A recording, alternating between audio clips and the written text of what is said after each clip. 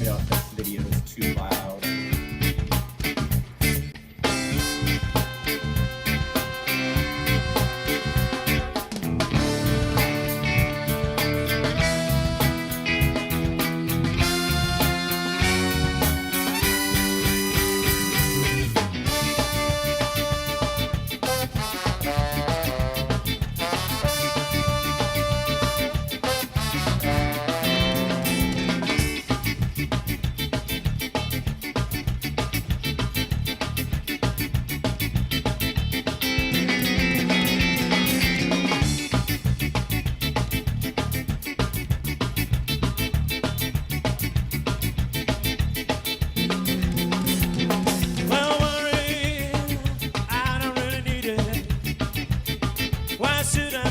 Something I get for free. And hard tired, I just groove on it. I got a hex sign riding over me. I'm sorry if I hurt your feeling. Yeah, sorry if I made you feel so bad. But patience has its limit. And if you keep up pushing, I ain't coming back. Sometimes I think it's time for the last time, but I don't mind. Worry, I don't worry. Come on. Worry, I don't worry. Skank and tickle. I worry. Worry is a habit. Yeah. And with your pickling, you can't pass it out.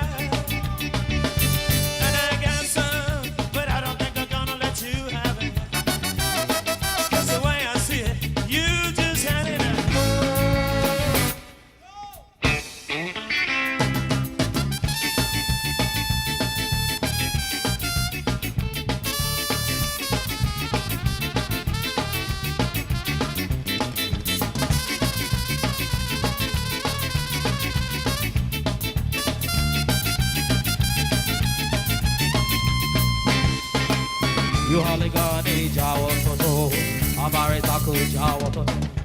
You haligani jawo toto. Yuri sana nawa we hu jumbo. Now worry is a habit. Yeah. And Mike can get it, but Mike can't cast it on. Catch you, Mike. I got some, but I don't think I'm gonna let you have it. 'Cause I got to see it, you just had it up. Sometimes I think that this time will be the last time, but I don't mind. Worry, I don't worry. Yeah, yeah. Worry, I don't worry. Oh, oh, oh. Worry, I don't worry. You know that everything's gonna be alright.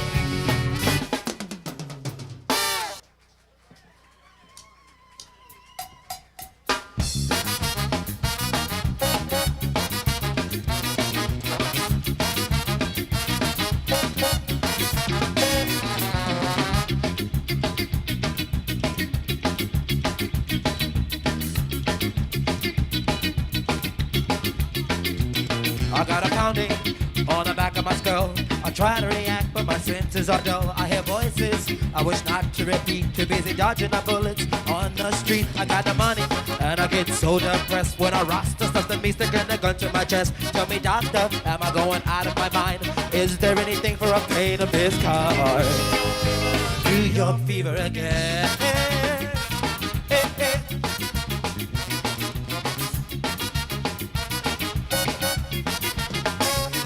Quite outrageous, I can't believe the kids can't read, but they're armed to the teeth. They keep complaining that they can't find no work. They don't go to school and do drugs and act like jerks. I gotta get out of this town. There's something stinks, it's about to go down. I'm feeling sick, but I can't feel no pain. I got the New York fever, New York fever again. Come with it, go.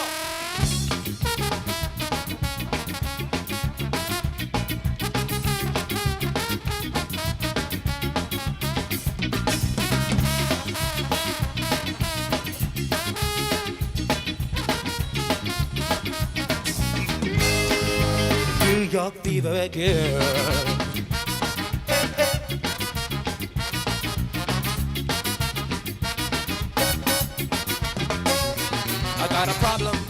I cannot explain a small metal slug. Tore a hole through my brain, I got heartburn. It's like a knife in the back. I like to ride the subway, but I might get pushed on a track. I got no money, and I get so depressed when an absolute stranger sticks the gun in my chest. Tell me, doctor, am I going out of my mind? Can you give me something for a pain of this kind? New York fever, New York fever, New York fever again.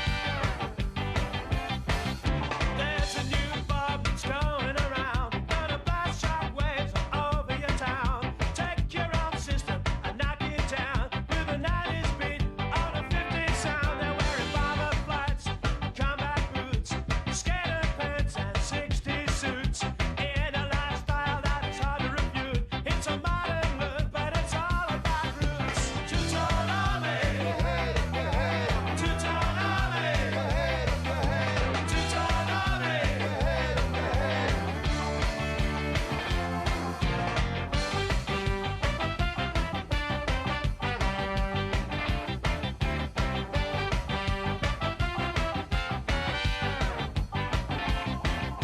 Don't need no member to let yourself in. You don't need no language and color and skin. Don't need no money to make a contribution and be a part of the two-tone revolution.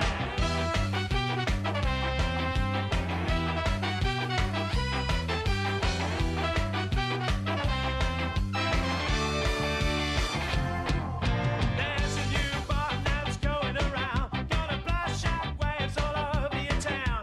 Rough up your system and smash it down. It's a 90s beat out of 50s sound. They're wearing bomber flights, combat boots. They're wearing skater pants, they're wearing 60s suits. It's a lifestyle that is hard to refute. It looks real modern, but it's all about roots. Two-tone army, two-tone army, two-tone army. Actually, that's outside my old crib on 8th Street, Lower East Side, remember that? And I was just by there last week. I was in New York for a few days, doing a documentary with these Mexican guys. Yes, that's right. And that guy Dios Olan from Out of Control, he was playing with the Supernova. Yeah. And I didn't recognize the place. I just turned the audio on so they can hear you guys talking over the video now. Is that where I had I have a photograph actually with Natch in my hand as a baby. It was a blue door. I think it was a blue building. Yeah, I was having Trying to think. Well, the building I was in was a big brick building. It used to be an orphanage, You want me to come to you, Coolie? like a Jewish orphanage, and I mean, it's still that building looks the same, but it's like the surrounding area. I can't recognize it. You know, even the squirrels in the park now are so tame. They come looking for food instead of being scared and running away because you're scared of being caught and eaten. You know, so things have come full circle there. I think we're live at this moment. You are good to go.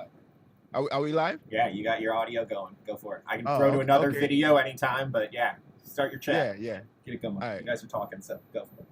I was like, yeah. So since when are the squirrels in New York City tame? When did that happen? You know. Yo, hold on. Let's go to one more video. We'll be right back. Ladies and gentlemen, good afternoon and good evening, good morning. What's up, wherever you may be. I am your host, Mr. Coolie Ranx, and I have a special guest, Mr. Rob Hingley of the Toasters and of Moonscar Records. We'll be right back. We were just laminating over things. Play the video there, Mr. Chris Ryan, and we'll be right back. Don't hang tight. We're just talking. We're just talking. Yeah, man.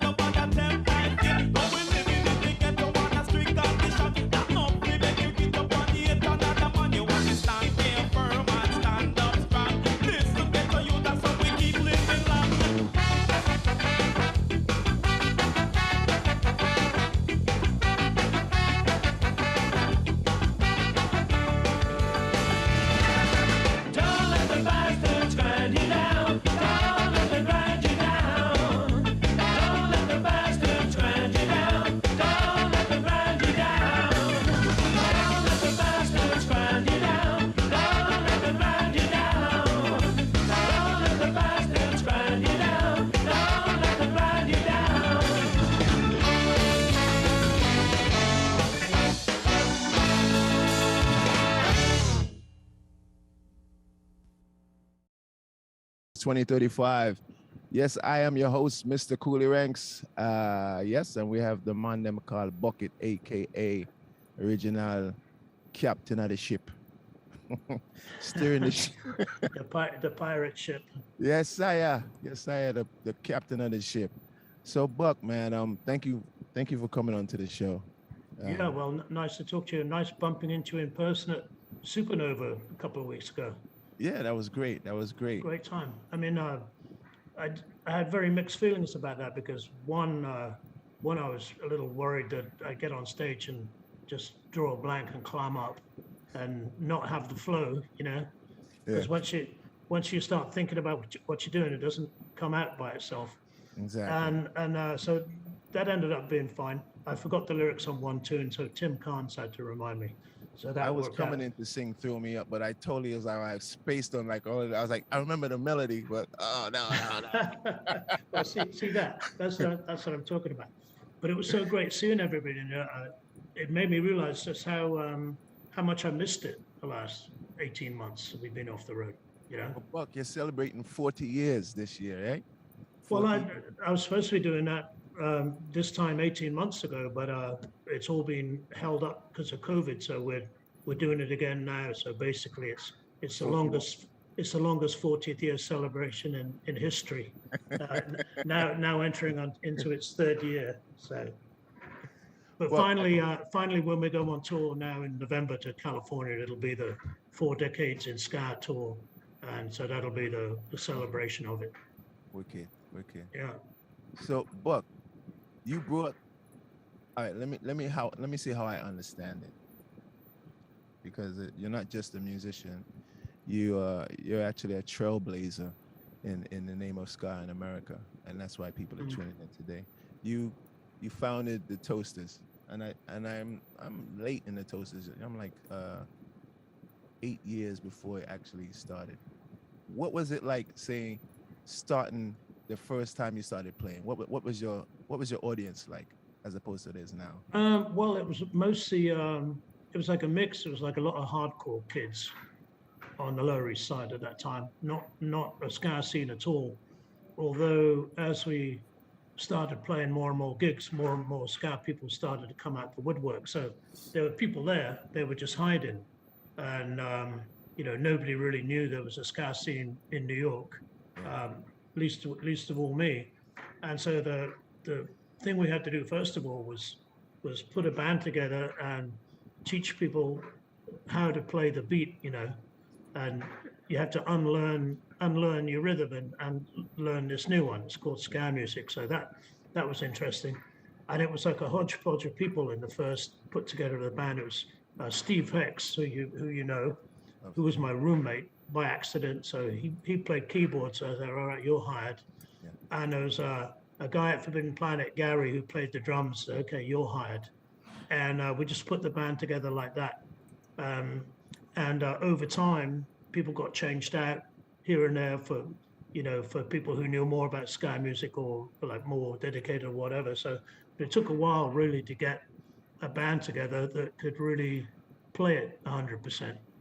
And so by the time we had our first gig, which was in 1982, at a place called A7 Club, I just went there last week too. And we were lucky enough to open up for the Bad Brains. And so after that show, we just had an instant audience because we just attracted all our fans right away.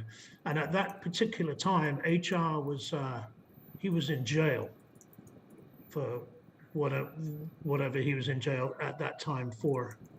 And so it was just the backup band, and they were playing a reggae set. And to my mind, they played reggae better than they play hardcore. So that was like really interesting show. But that, it just gave us a great send off. And I think we made $22 for that show. And then I got in a fight with a guy and got a black eye. So I got $22 and a black eye for that show. But it was a great kickoff. It was a great kickoff to 40 years playing this stuff. Yeah. So when you're playing who is around in New York, or when do you start to travel? When does it become something that, okay, I can see I can make some money out of this thing, or at least survive? When did it get to that point? Well, we started playing gigs out of town. I would say right after. I mean, this is on a consistent level because we had gigs here and there, but playing gigs out of town, like doing stuff every weekend, would have been around about late 1983 or early 1984, when the first single came out. And then we were working on the Recriminations EP with Mr. Joe Jackson, which came out in '85. So right about then. And we were going out to places like Albany or Philadelphia, places like this, and hooking up with bands like, you might remember that band, Public Service, Chris Manos in Philadelphia. Yes. That was, which is Ace's old band, which is how I met Ace, playing with him. So we would find a band like that here and there, or Bim Scala Bim, who we did a lot of trade-off shows. Yes. And so it was networking really, where we'd go out and play with some bands and give them our contacts and get their contacts. But it was 83, 84 where we started going out of town. And we were able to do that because at that time we'd done a audition at CBGB's on Tuesday nights. Hilly would do once a month on a Tuesday night. Hilly would do an audition night. So he would just hire bands or get bands in who never played at the club just to give them a shot. And he liked us so much that he immediately put us on a weekend, and that grew into where we were able to get a residency there. And he gave us one Saturday night every month to put our own bill together. So we were able to build that up and bring in a lot of bands from out of town, or bands who were touring from England, like Potato Five. These guys, remember them? Yes, Spider. And so we're able to do that. And as that developed, we knew a lot of the guys in the hardcore scene because they were all hanging around the neighborhood, like Jimmy G from Murphy's Law and those guys, Ray from Warzone, and John Joseph, Chromax guys, because we were also rehearsing with them in the studio, in the rehearsal studio on 171A. That was us and the Chromags. Bad Brains were in there. And then these spotty little kids, no names, what's his name? Oh yeah, Beastie Boys them, you know. And so I first met them when they were about 14. And Harley from the Chromax was about 12 years old at the time. So yeah, going back a bit. But I mean, I think really getting that residency slot at CB's was really good for the credibility of the band, and we got a lot of reviews in the local magazines for playing there. And then touring around the tri-state area started about 1984. And then once the Recriminations EP came out in '85, because it had Joe Jackson's name on it, then we got national distribution through IRD, which was turned into Relativity. And after that, it was a snowball running down a hill after that. It's killing it, bro. So what made you, okay, so you've done the touring. What made you form the record label? Well, it was mostly because we'd done a demo tape, which was produced by this guy, Richie, who was in a band, the Lower East Side Rockers. And so he had, that was like a really big rockabilly band at the time. And he was the bass player and took us in the studio and did a really good professional 3-song demo. And we'd taken that round all of the record companies in town and, got laughed out of the office, basically. One guy said to me, you'll never get anywhere playing that circus music. I said, all right, I get it. And then this guy, Robert Christgau, who was the music critic of the Village Voice, which was like a very powerful organ at that time. It was probably, the most respected music magazine in New York. He was the critic. He said, well, I'm never going to review a Toasters record because you're just a bar band.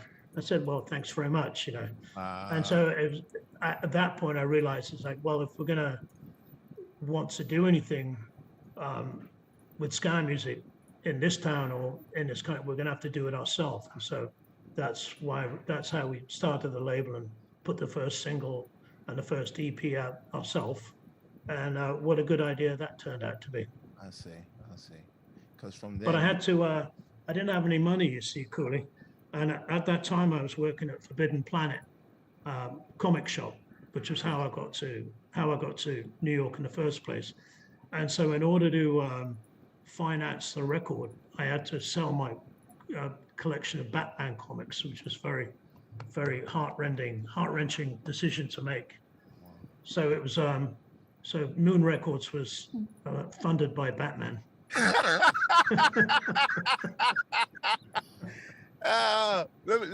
Let me. Can you elaborate on you coming to America on a, what is it? Is it a cartoon scholarship? What happened? How did you? No, I was working. I was working for this place, Forbidden Planet, which was a science fiction comic book store, movie memorabilia, that kind of thing.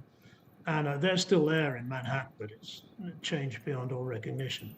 But I was working for them in London, and they had opened up the shop in New York, I think in 1979 or so, and it wasn't doing very well.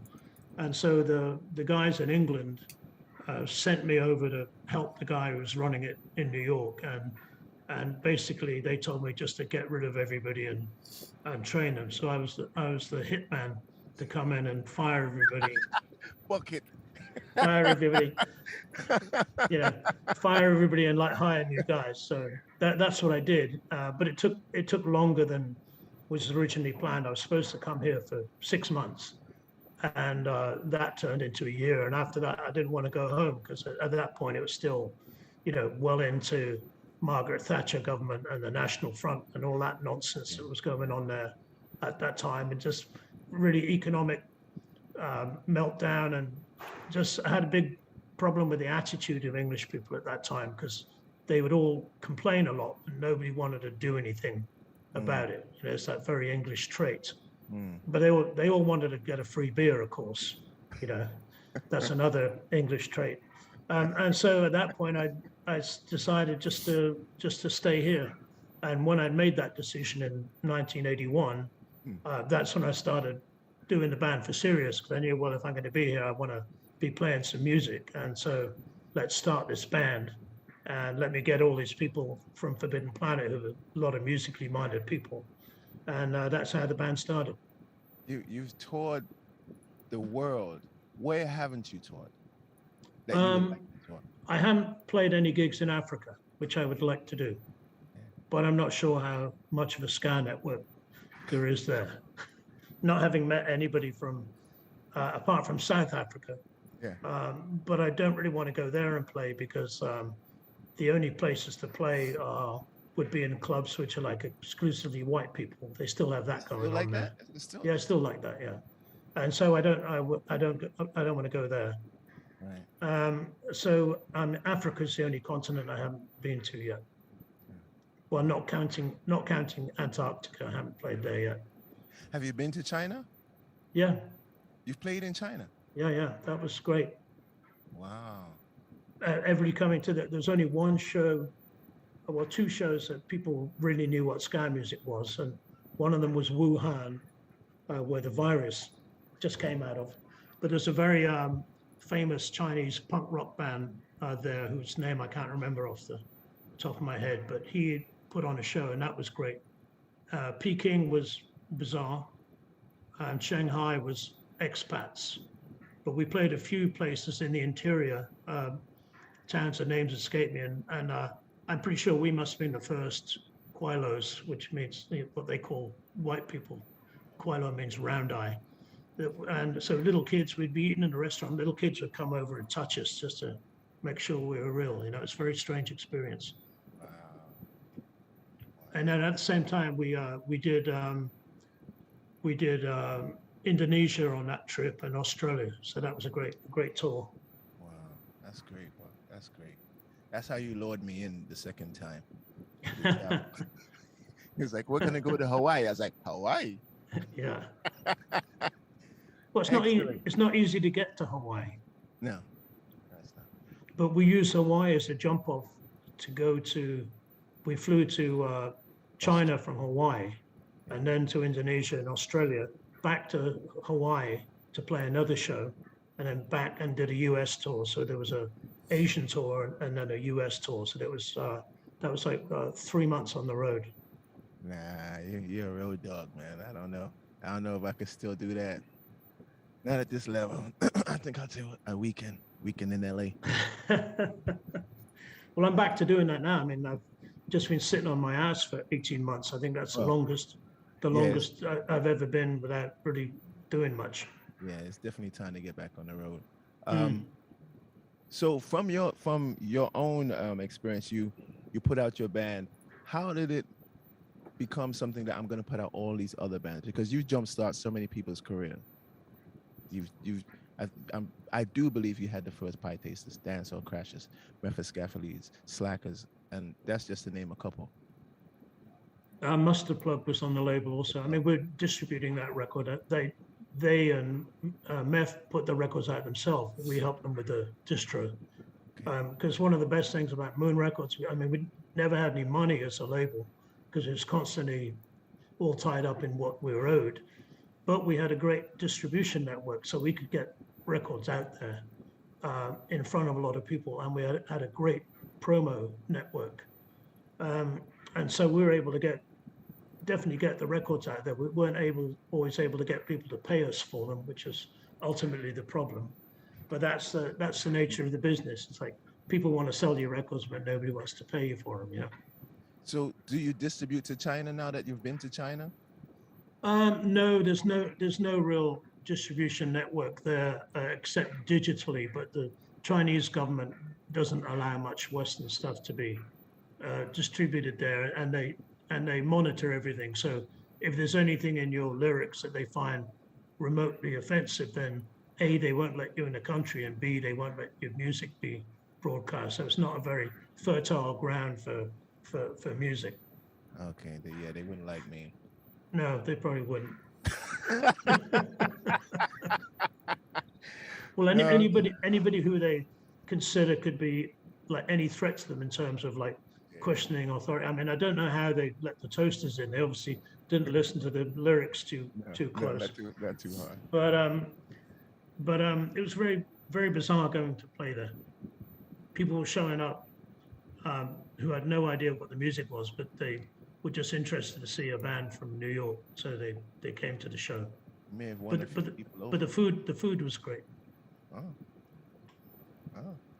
What you have? If you like fried spiders and scorpions, that's what they eat. Nah. I'm vegetarian.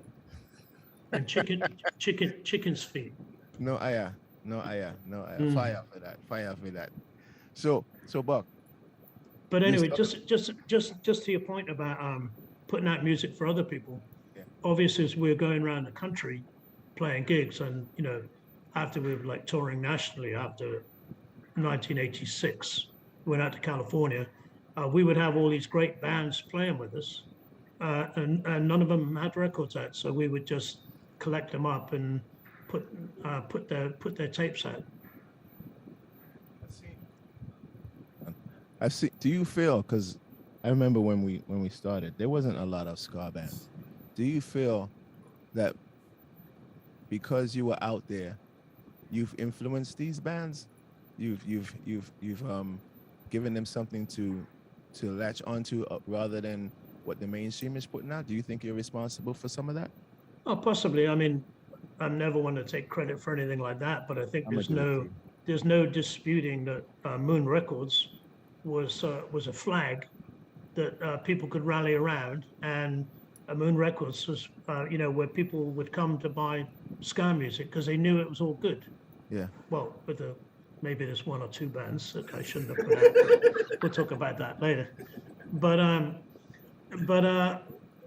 people used to say to me, if a record came out and it had Moon Records on it, I'd buy it because I knew it was going to be something I'm interested in. So And to me, that's the ultimate compliment, Yeah. to have a catalogue that people recognize as being cohesive. It's all ska music, and people knew that if it was on Moon Records, then it was worth a listen. And that's why those compilation records we did went so well and really kickstarted a lot of bands' careers. How many bands? Take a look at that Scarmageddon 1 compilation and see how many names on that are household names now, like a lot of them. Well, we've got Chris Ryan there that's gonna play a couple of tunes. I would say play a couple of tunes off of that. You have that one, Chris Ryan? Scarmageddon.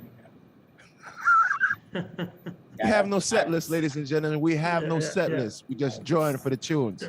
Don't let me find you $200, James Brown style. When James Brown on stage, you see him holding the finger up. It's because one of his bands messed up. So that's $100, $200, $300. So that's what that one was. How many do we have to put up on Chris Ryan today? What you Well, got? I'm gonna give him one chance. So they shared, I believe everybody can hear me now. And so you got, just going through that, you got Skunks, Mustard Plug, Pie Tasters. Just drop a tune. Just drop a tune. Just drop a tune. We'll be right back. Let's hear how it starts. Can you name that tune, Buck? It's a Smiley. Oh, Mustard Plug, yeah. Big Daddy Multitude. What a great band. I remember how it used to be. What a pleasure to see them. And all the things you said to me. You always taught me right from wrong. Russ is in the building, Leif is in the building, Camille is in the building, Jess is in the building, Tobin is in the building, Kevin Star's in the building. And killed your family. Yes.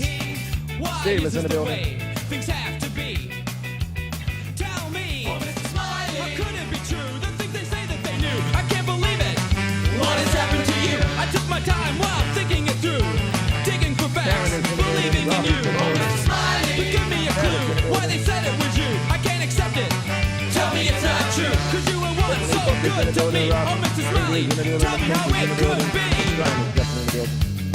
Coolie Ranx is in the building. How you mean? I first met Dave Close, guest there Me! at a Toaster show in Club Soda, Kalamazoo, Michigan. And he was there representing his college radio station. And we're on tour with this German band called the Busters. Remember them? Yes. That must have been maybe 1993. Maybe earlier. I'd have to ask Dave what year that was. And then he goes ahead and makes that fantastic band after that. So I guess wow. I guess he succumbed to the influence. Yeah, Steve.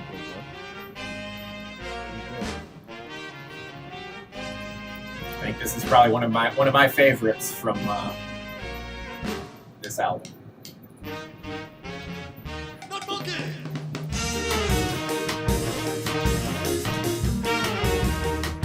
Skavoodie and the Epitones.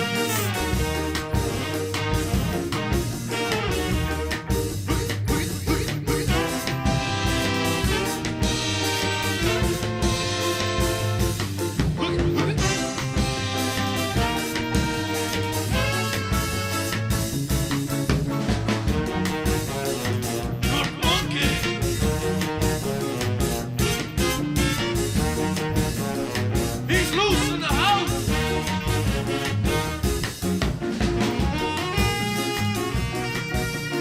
That movie and the episode. Yeah, was not many bands had a euphonium player, which is what that bottom range sound is using there. So I think Skavoodie, I think, is only one of two bands I've seen playing a euphonium on stage. So they get props just for that. Yeah, I love stuff. Yeah. So Buck. So from there, I mean personally, because I remember when we used to play these disco places at the Catch. Remember the Catch? Oh yeah. So from playing in front of techno people and, you know, non-ska people to where it is today, you're definitely responsible for spreading this, Buck. And Oh, your flowers. I'll put my hand up then.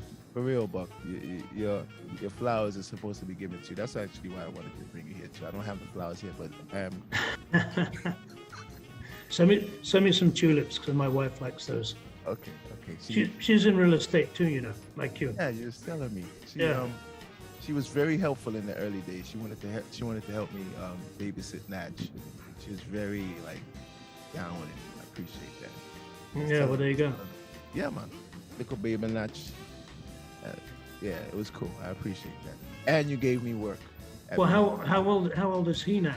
He's 32, and that's when I started with you guys, 89. Goodness 1989. me. Well, a lot of people didn't know that the first appearance of Coolie Ranx was on the Frankenstein live LP I recorded at the George Roby, the London Ska Festival in 1989. I heard So it, that was it once before. But yeah, and that was I mean, that was not long after you bounced back over to New York, and if my memory serves correct, you'd be working with Saxon Sound System. yeah, I was with Saxon first. Yeah, And then yeah. I came over, and then when you took me over to England again, right after I just came back from England, then you brought me back to England again. Yeah, Wow, it was great because I could get to go home. I could go home, see my mom, boom, boom, boom, boom. It was lovely. yeah. We picked you up at your house. You gone home for a couple of days, so that was pretty good because that van ride was a little cramped. And we had that guy. Remember that guy, Big Steve? He took up a lot of room. Yeah. Do you remember that time? All right, no, maybe not. Maybe not. I'll leave that one alone. Do you remember that? All right. Do you remember that time we was in? I think it was in Wales, and I met a nice girl, and I wanted to bring her back in the van. He was like, "No girl in the van." In that way, lies it can only lead to trouble, Curly. Trust me. Yes, I know. But what I do remember about that tour is we had that crazy little roadie called Coolie Ranx. Remember Oh, him? Dickie was great though. Dickie And- was great. He was all over the place. And everything in the world could be found in his fanny pack, whatever you Yes. wanted, a Yes. duct tape or a flashlight Yes, or man. Dickie was whatever. great. He had it in his. That thing was like a 5-dimensional bottomless pit. You could reach in there and pull out whatever you wanted. Fix But we had everything. to take a lot of the bags and wrap them up on the top of the van in a tarpaulin. Remember that? Yes. And I remember up there getting up there one day and attaching it with a bungee cord, and the bungee cord snapped back and hit me in the eye. So Yes, you for had a patch. yeah, so for a couple of days I thought I was the blind. pirate. Yeah, was the but pirate, though. yeah, but my eyesight came back after a while. Thank God. Yeah, but I think that's the worst pain I've ever felt, and you know I've been like shot, stabbed, bones are broken, beat up, all kinds of stuff. But hitting myself in the eye with a bungee cord was definitely up there. Yeah. But yeah, going to Italy was incredible, and with Picos Pat, His remember wife. him? Just finding Yeah. found his wife over there. Yeah. Well, he was going pretty well with that. I mean, until he got drunk and vomited up the red wine spaghetti on. Yeah, on I the- remember that. Yeah, and so we were persona non grata after that. We had to cut short our stay by a day and head out of town. I remember That the was time in- we was on tour somewhere. I think Bilbo, I think the Brixton guys, and they just grabbed us as we was leaving the city to go record something right at the studio. He grabbed us from the studio. I didn't understand Spanish, but he was like, "Yeah, studio right there." And he just grabbed me and we did some music right there. I don't even know what it was. Well, people loved it. I mean, it was like at that point. I mean, you know, we were the first American band to tour in Europe, and so people at that point they had no clue that there was all this ska scene happening in the USA. And yeah, trust me, there's lots of bands like us, and it's going along. And people didn't want to believe it because obviously that was like pre-internet. Yeah. So the only way that people were really getting their information was off fanzines, really. And you know, there hadn't been a lot of reporting on American ska music. So when we went to England and played at the International Ska Festival, it was a big hit. You know, I never knew that I played that until you're telling me this now. Yeah. A show is a show, and now you're telling me what it was. Is that with what they're doing now, the same one? Is it the same Yeah. one? Holy crap! Wow. So it's there's my wife calling. Hold on 1 second. All right, play some tunes there, Mr. Ryan. Play some tunes, Mr. Ryan. How's it going? Yeah, this to the video is cool. Yeah.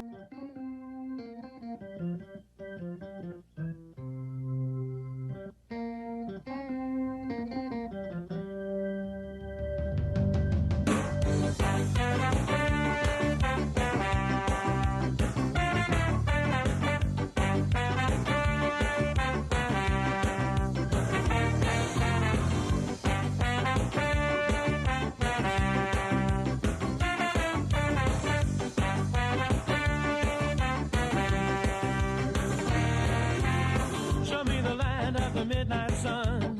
That's one place that I ain't never gone, but you won't get far if you stay where you are. Baby, can you hear me? Can you understand? I know this planet like the back of my hand, and there's no time to waste to find that last secret place. I'm on a ticket on a mystery train, running down that lonesome track. If I had to do it, I would do it again, and there ain't no coming back. I'm running right through the world. I'm running right through the world. I'm running right through the world.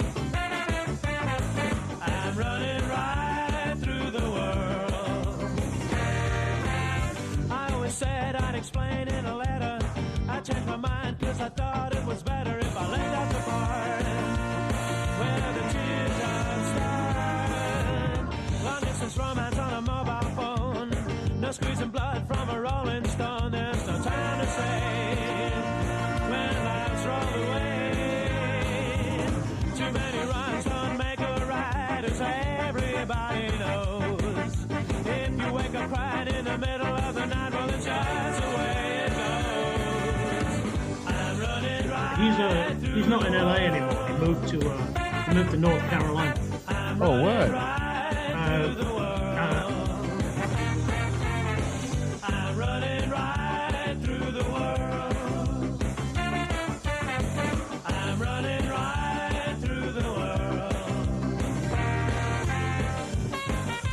Lay it on me, lay it.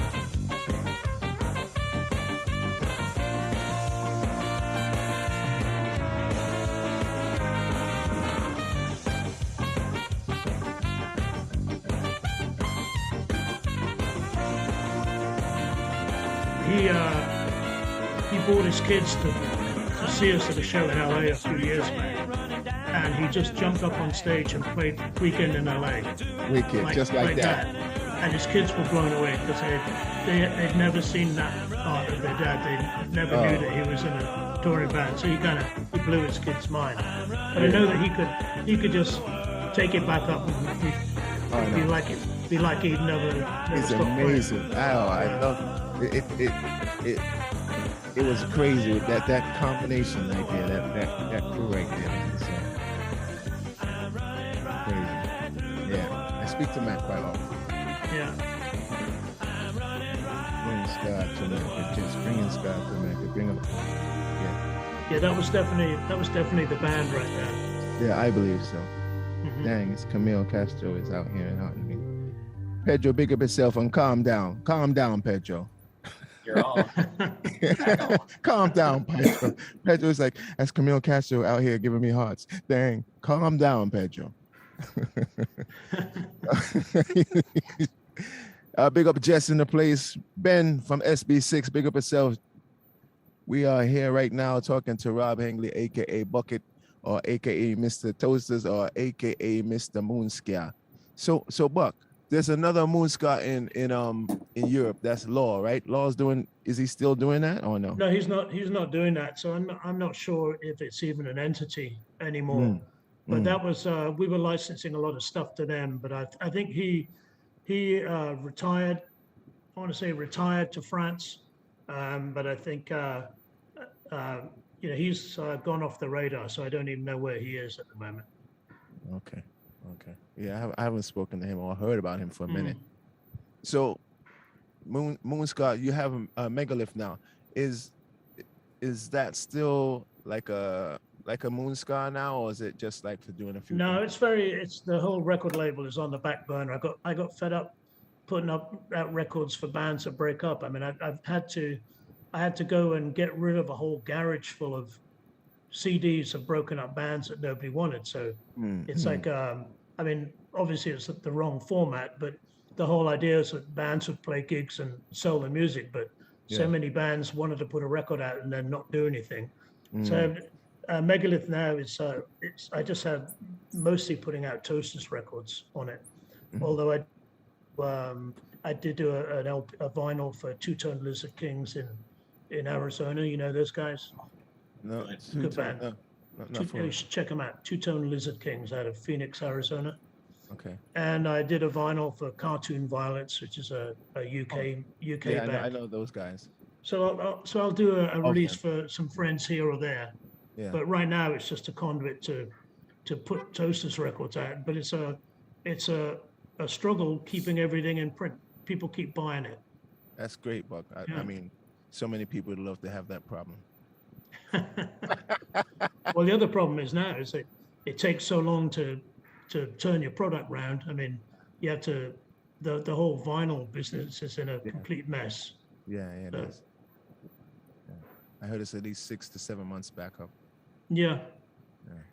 I was just talking with, remember Brett Trach, who used to run Work Tall at guy. Moon? Yeah. It's my wife's brother.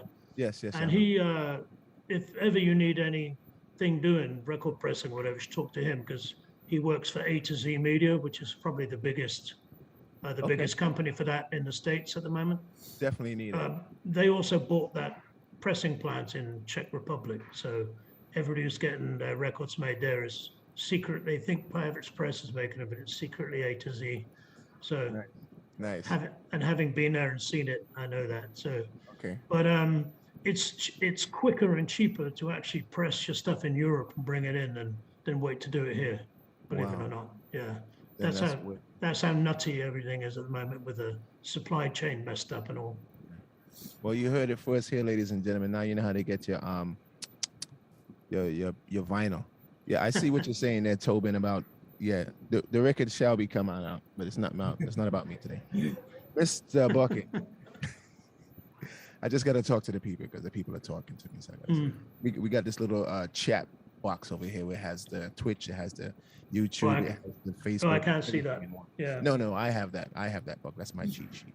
Well, I should tell my Chuck Berry story. Oh, let's at hear this it. point. So we'd finished the tour in St. Louis for some reason. I can't imagine what possessed me to finish the tour there, and I had to fly back to Spain from there, and so I'm waiting to get in the airport, and the lines are really long, and it turns out they had a WWF wrestling convention in town that weekend. So there's all these like wrestlers walking through the airport. So it's like already weird, you know.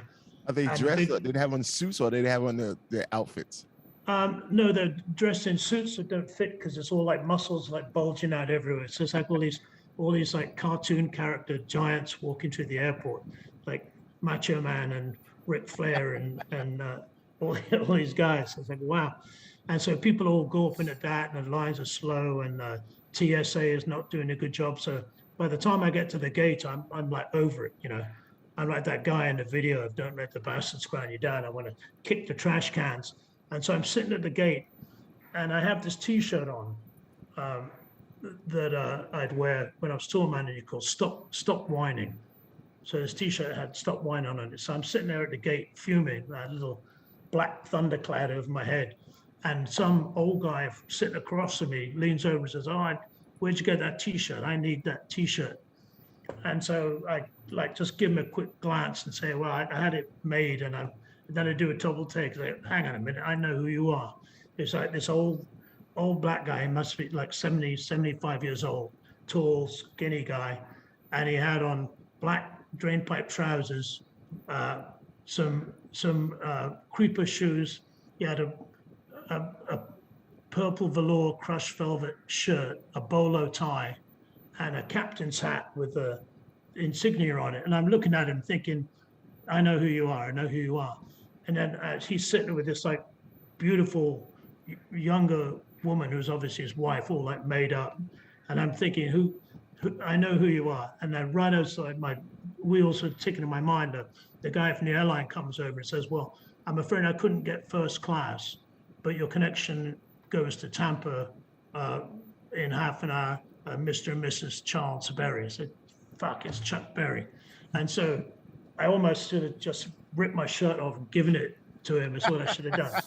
So that's how I met Chuck Berry. It was like, yeah, man, I need one of those shirts. So that was a great moment. I'm still marveling how, because I do remember some of the other videos you had. You had some like, what's the guy's name? Scheiße. I spaced. There was some like, he was like a young star that was in our videos. It was like this young, what's this guy's name? Not Matthew Dodger. Anyway, forget it. I'll ask you off the air when it comes back to me. Yeah, you know, it's age, people. It's age. You'll wake up in the middle of the night screaming it. That's it. Yeah, but I mean, there's a lot. Matt Dillon was hanging around. That's the guy. Yeah, you're reading me. That's it. That's it. He was in the Blanchard's posse, and when I was in New York last week, I went by there, and it's still there, but it was closed. I think the old ladies must be back in Poland for the time being, because it was like Polish ladies owned it, but the bar is still there, so that place is pretty legendary. Yes, that's where we met again.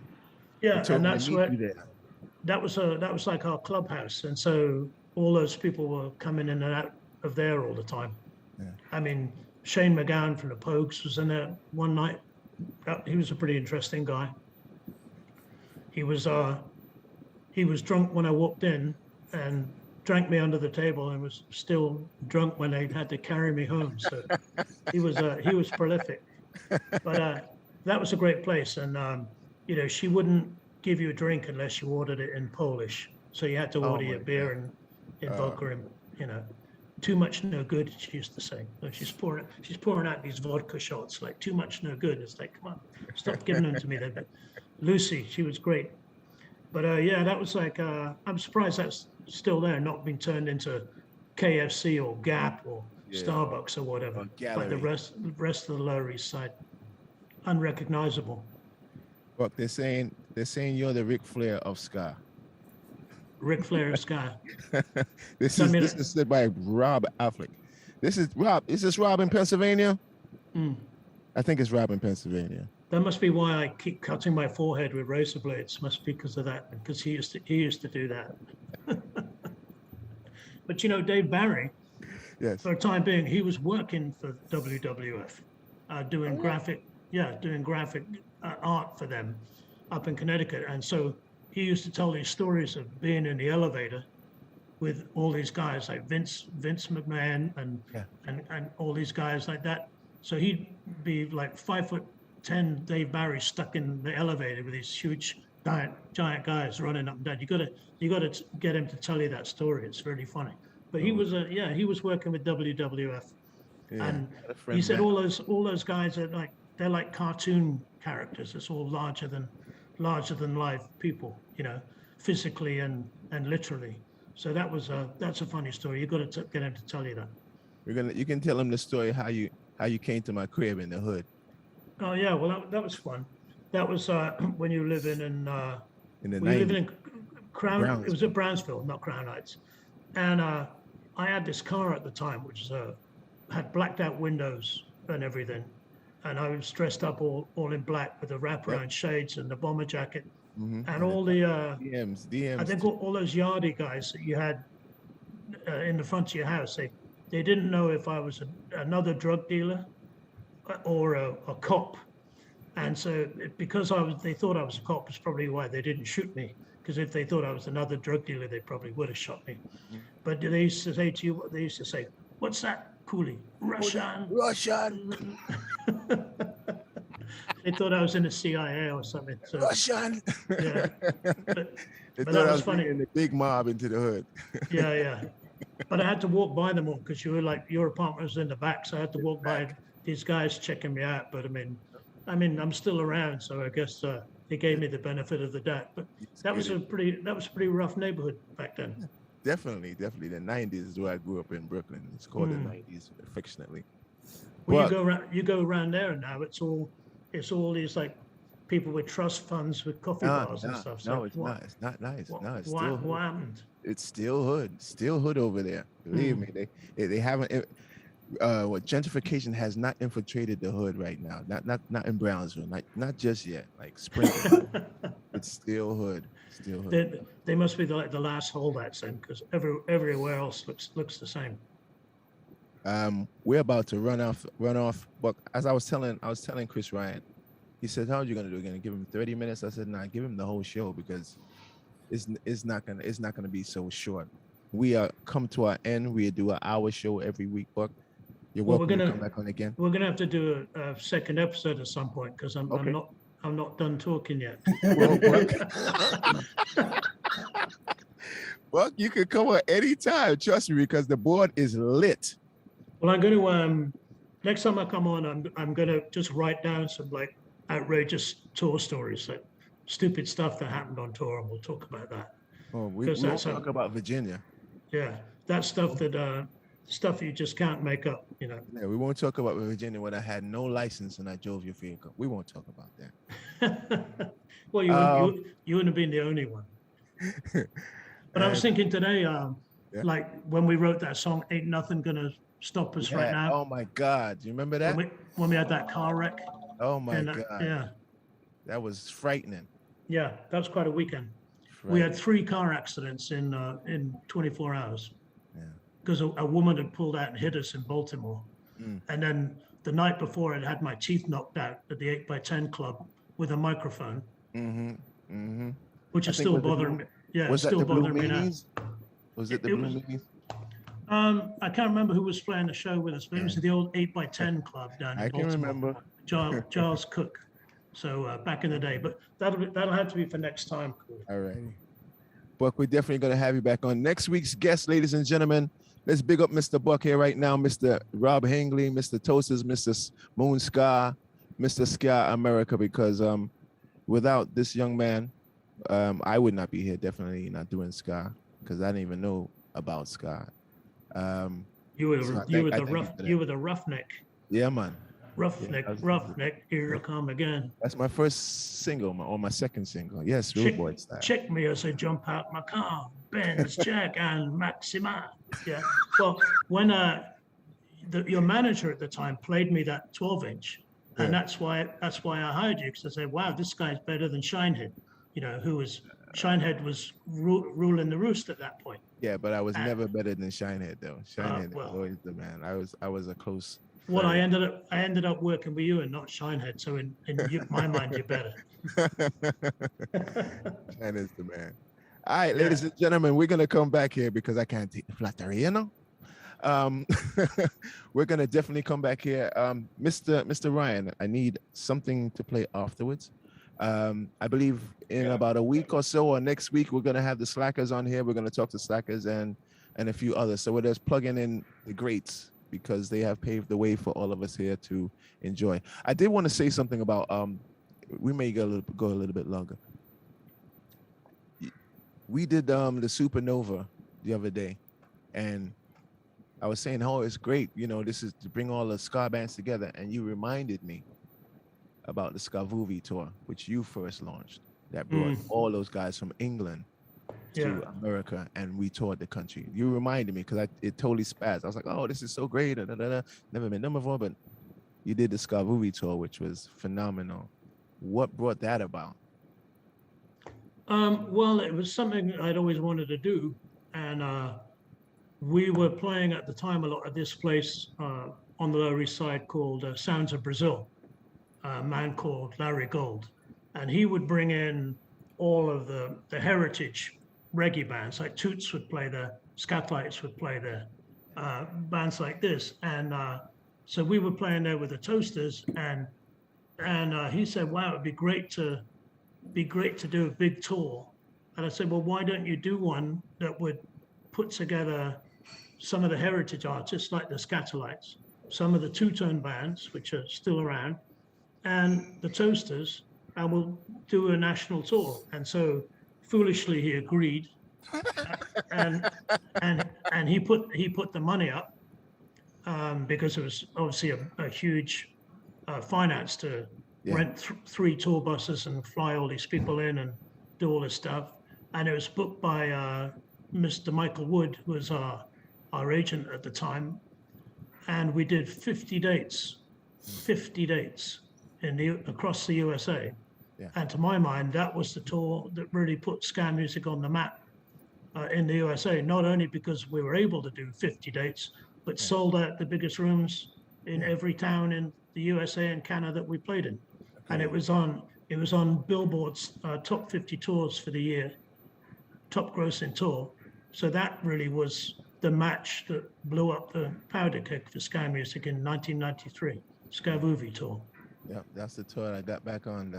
Toasters, Selector. You remember Selector? Yeah, Selector, English Beat. Yeah, English Beat and the Scatolites. Scatolites, yeah. That was a great tour. Thank you for putting me on that again. Yeah, well, that was great. Yeah. But remember the night that Roland got locked on the bus?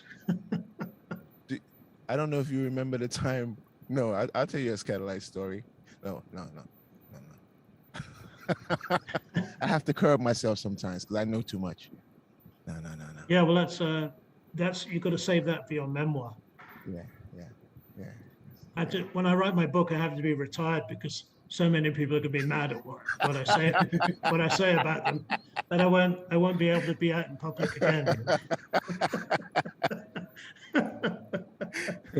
Ladies and gentlemen, we're out of here. We're going to be back next week.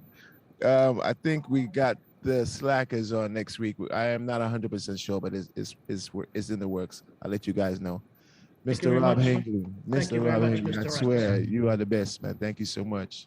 Thank you so much for coming on the show, and thank you for being who you are and what you've done. You've contributed everything, blood, sweat, and tears for this music, and I'm a benefactor. Thank you so much. Well, there's still a little bit left in the gas tank. We know that. We know that. But we just giving you flowers while you're right here. We don't want to talk about, he was great. I'm telling you now, you're great, Buck, and I appreciate you. Yeah, thank you, man. Coming from you, that's a compliment. Respect, man. Chris Ryan, give me a video. We'll be back next week. Peace. I lost my gig bag in a cab. It was in Heidelberg, West Germany. At first I got real mad.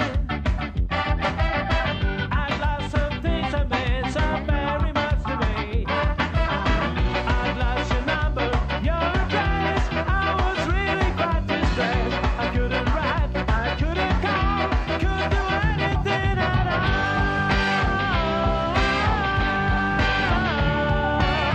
I read your bullshit in the press. It didn't hurt me like you wanted to. Just like my good friend JJ says, just 'cause they print it doesn't mean it's true. You shouldn't have started up this mess for the serious and you guess. All that food in your head is making you see red.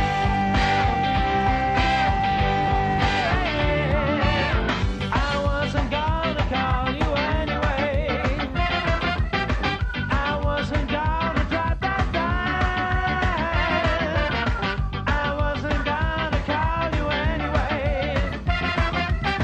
I wasn't gonna waste my time. You had your eyes close to the